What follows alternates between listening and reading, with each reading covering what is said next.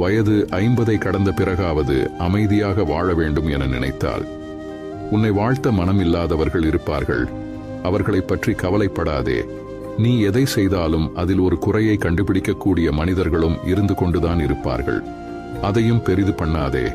உன் லட்சியம் எதுவோ அதை நோக்கி பயணம் போ. ஒன்றை மட்டும் தெரிந்து கொள். ஒவ்வொரு மனிதனும் தனித்தனி ஜென்மங்கள், தனித்தனி பிறவிகள், தனித்தனி ஆன்மாக்கள். அவர்களுக்கென்று தனித்தனி ஆசாபாசங்கள் இருக்கும், குணங்களும் இருக்கும். அதன் வழியில்தான் அவர்களின் பயணமும் இருக்கும். அவர்களை ஒழுங்குபடுத்துகிறேன் என்று வேதனைகளை சுமந்து கொள்ளாதே. அவர்கள் போகும் வரை போகட்டும். போய் ஒரு அனுபவத்தை பெற்ற பின் திரும்பி வருவார்கள். அதுவரை நீ பொறுமையாக இருக்க வேண்டும்.